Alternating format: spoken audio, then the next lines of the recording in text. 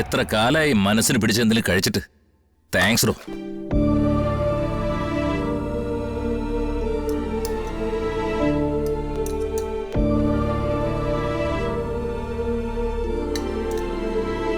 മതി.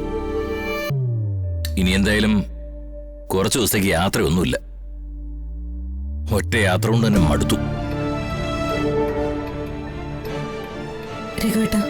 എന്താ എന്താ രഘുവേട്ട ഇപ്പൊ നടക്കുന്നേ?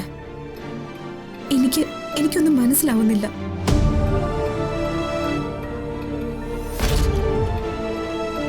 ഈ കുടുംബത്തോട് അവൻ എന്തുമാത്രം ദ്രോഹങ്ങൾ ചെയ്തതാണെന്ന് രഘുവേട്ടനും അറിയാവുന്നതല്ല.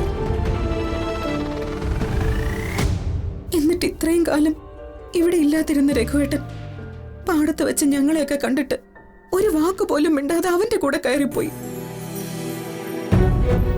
എടോ, ഈ ഭക്ഷണം കഴിക്കുമ്പോഴെങ്കിലും ഇങ്ങനൊരു സംസാരം വേണോ? ശരി, കഴിച്ചിട്ട് മതി.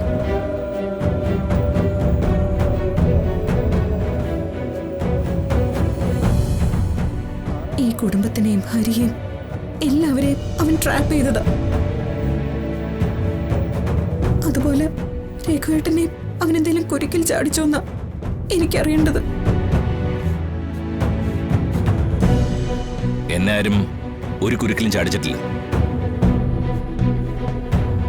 ഞാൻ ശരവണ്ണനെയും കൂട്ടി പാടത്തേക്ക് വന്ന് എന്താന്ന് വെച്ചാ, നമ്മുടെ എല്ലാവരുടെ ആഗ്രഹം സത്യം ചെയ്യിക്കണമെന്നാണല്ലോ. അപ്പൊ പിന്നെ വെറുതെ എന്തിനാ ആവശ്യമില്ലാത്ത ഇഷ്യൂ?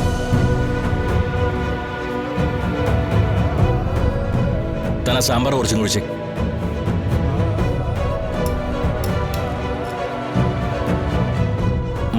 മതി മതി.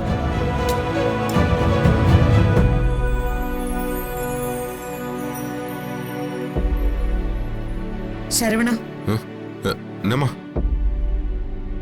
നീ ഇങ്ങോട്ട് വാ.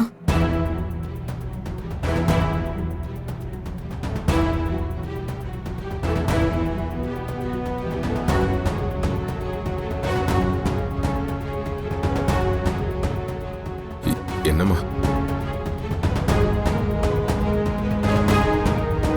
നീ നേരത്തെ എന്നോട് പറഞ്ഞതൊക്കെ കരുതിക്കൂട്ടി ഉണ്ടാക്കി പറഞ്ഞതാ. സത്യത്തിൽ എന്താ നടന്നെന്ന് നീ രഘുവേട്ടനോട് പറഞ്ഞിരുന്നോ? എന്താ സുജാത ഇത്? ഒരു പ്രശ്നം തീർന്നു കഴിഞ്ഞാ പിന്നെ അത് അവസാനിച്ചല്ലോ എന്ന് കരുതി ആശ്വസിക്കല്ലേ വേണ്ടത്? അല്ലാതെ ശരവണ്ണനെ എന്നെയൊക്കെ മാറി മാറി ചോദ്യം ചെയ്തിട്ട് താൻ എന്താ അതുകൊണ്ട് ഉദ്ദേശിക്കുന്നത്? അല്ല രഘുവേട്ടാ, ഞാൻ പറയുന്നത് എന്താണെന്ന് താൻ ഇതിനെ ഒന്ന് കഴിക്കാൻ സമ്മതിക്കൂ? അതോ? സോറി, രഘുവേട്ടൻ കഴിക്കും.